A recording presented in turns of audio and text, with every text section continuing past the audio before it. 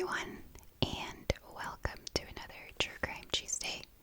So, today we're going to be talking about Brandon Lawson. This case is so bizarre, and I know that's true for a lot of missing persons cases, but it's just like, I don't know, I think this one creeps me out more than anything. So, Brandon Lawson lived in San Angelo, Texas with his wife and 4 kids. He was a pretty normal guy. He had a normal job. He, had a normal family life. He wasn't really anything out of the ordinary. And on August 8th, 2013, he had a fight with his wife. Now, it wasn't a huge fight. It was a pretty normal fight that spouses have, and he had fights every now and then with his wife, which I'm sure most spouses do. So he called his dad and said, hey, I had a fight with my wife. I want to come over and sleep at your house. And his dad said he'd rather he cool off and go home instead. But he said that he was gonna come over to his house, which was about 40 minutes away. So he left, and then his wife called and said that they were still fine, that it was no big deal, and that she would rather he drive around for a little bit and then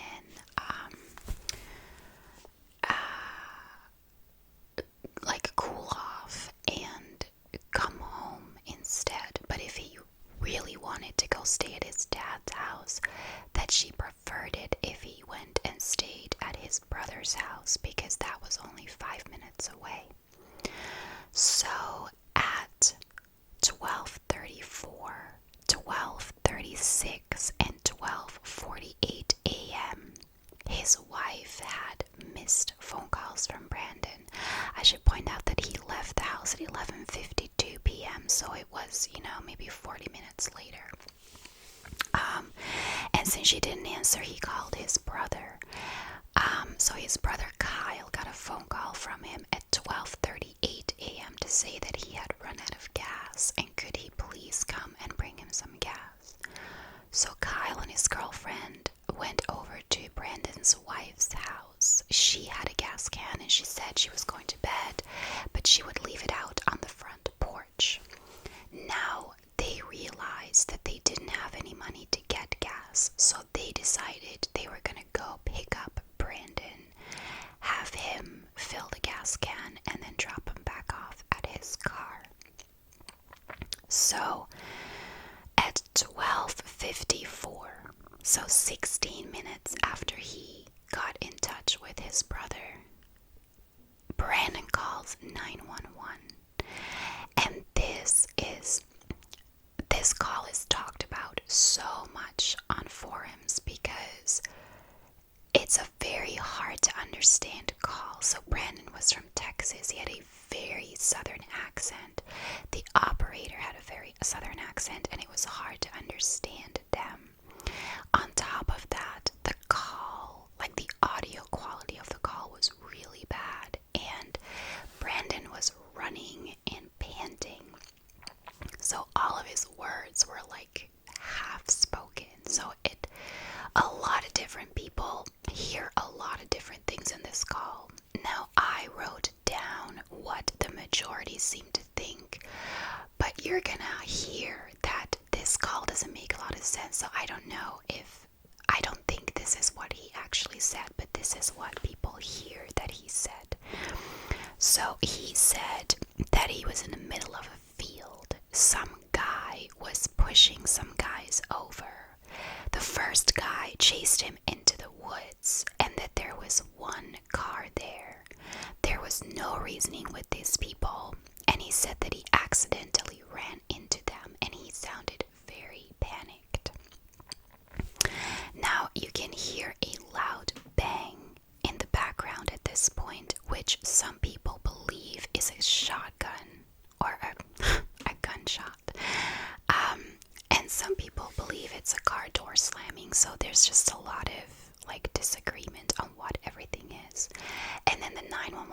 operator asks, "Do you need an ambulance?" And somebody in the background yells yes. But Brandon said, "No, I need the cops." And then it sounds like he drops his phone and he starts running.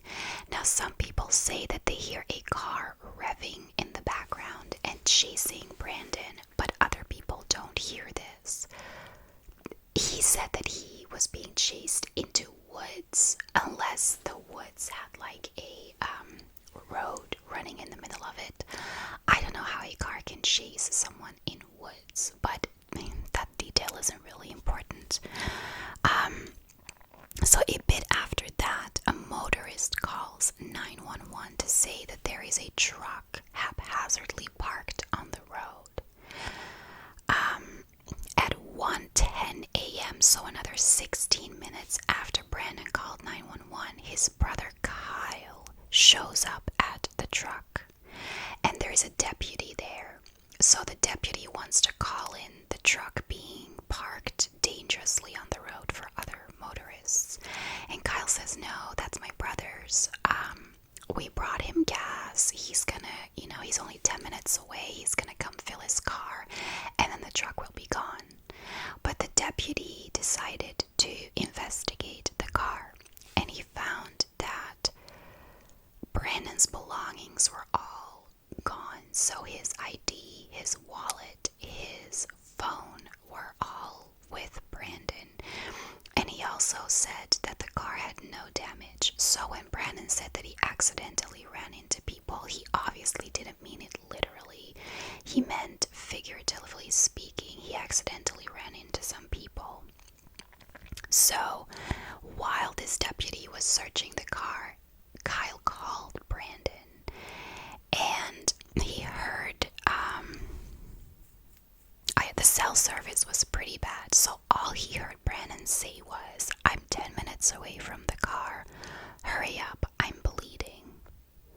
Now, his brother didn't tell the deputy this because Brandon had a warrant out for his arrest. I'm not sure what for. I believe it was a drug charge. And Kyle thought that Brandon was hiding in the bushes from this deputy because of the warrant, and that he wouldn't come out unless the deputy was gone. So he was trying to get rid of this deputy, and he didn't tell him that he had just spoken to Brandon.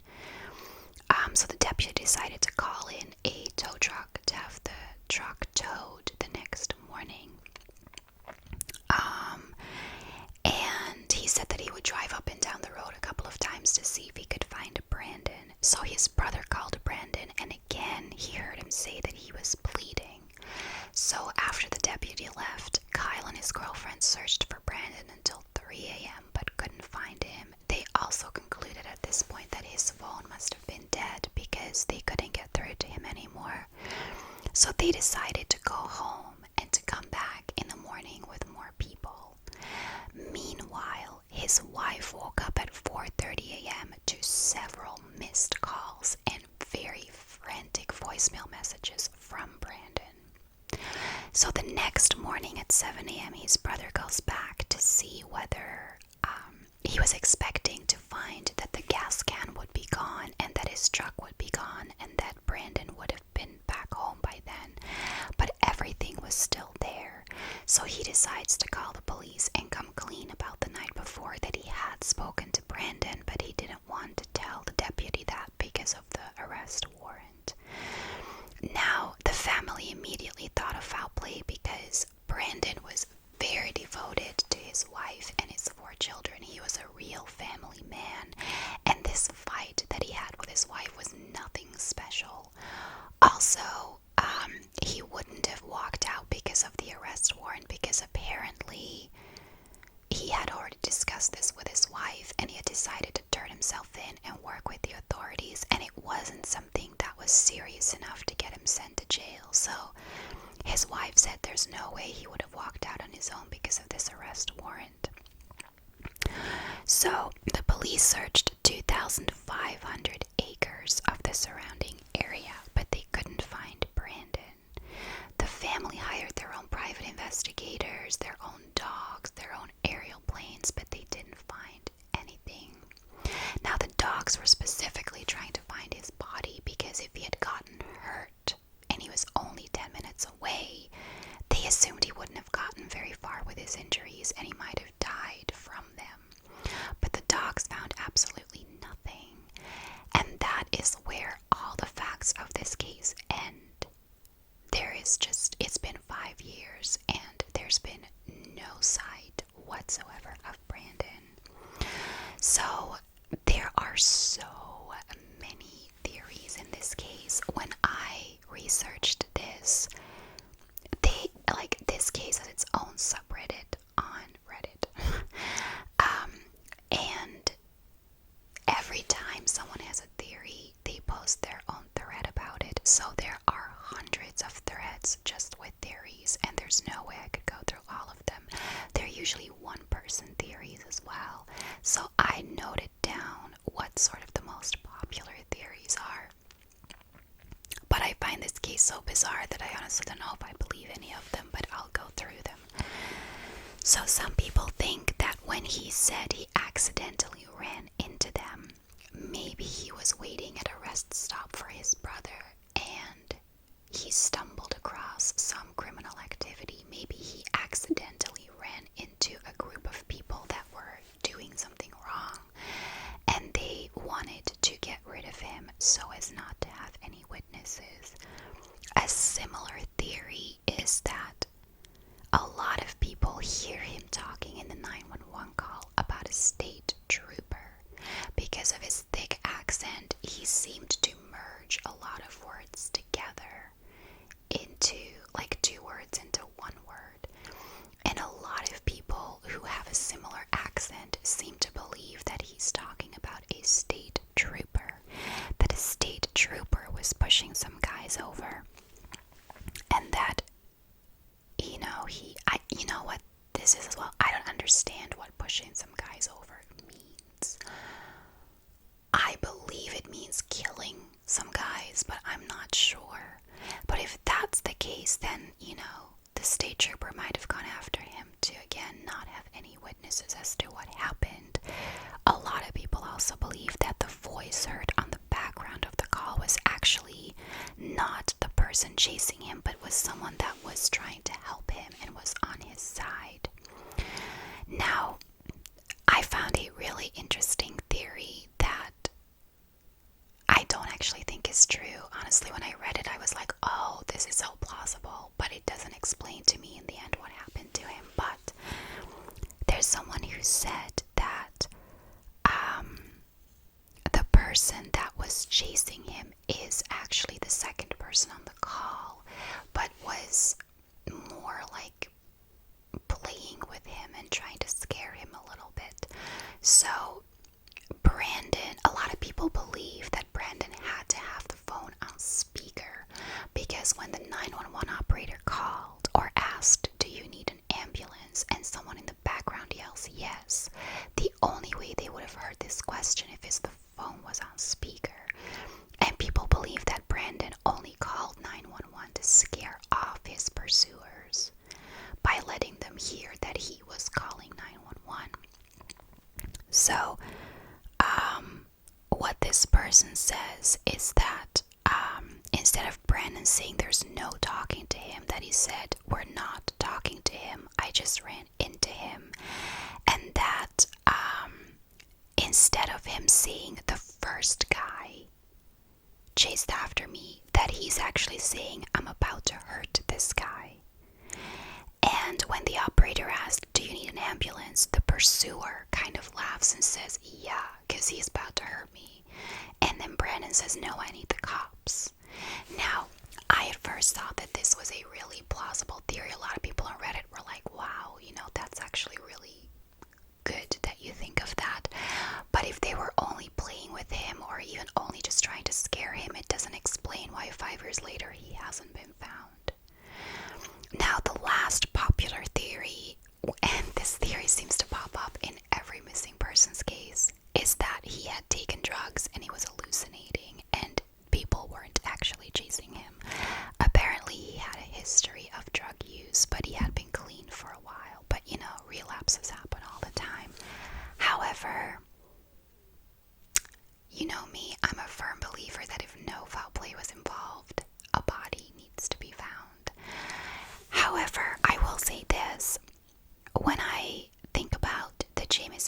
family case, their remains, like literally just bones, were found years after they went missing in a wooded area only like 3 miles from the place where they went missing. And that area was all searched with cadaver dogs, and they were just never found.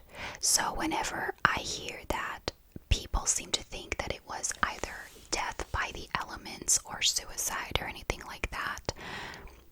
My immediate reaction is no, because you would need to find a body. But if it happens in a wooded area, I always think back to that case and think, well, actually, it doesn't necessarily get found. And this did happen in woods, so I'm not ruling that out.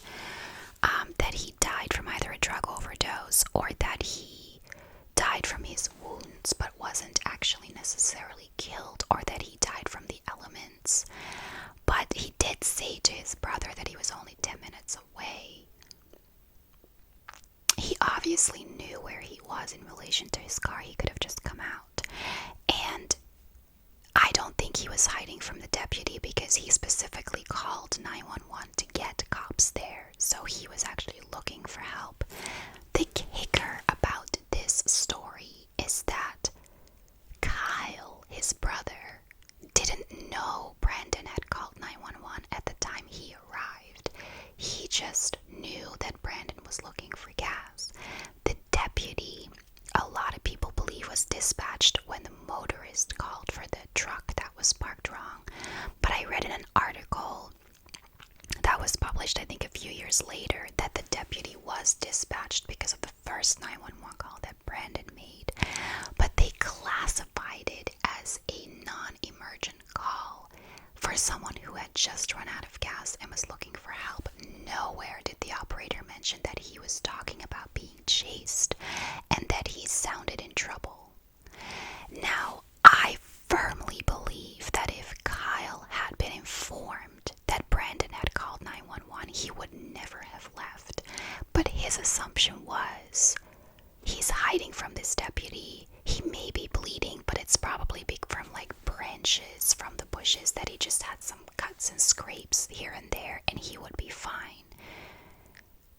And the family wasn't informed of the 911 call. They found this out months later by looking at his cell phone records. They saw that he called 911, and they had to ask for the tape to be released to hear what Brandon said. So this case is just so strange. I believe that if Kyle had been informed of the 911 call, maybe Brandon could have been saved, because I don't believe he would have stopped looking for him. But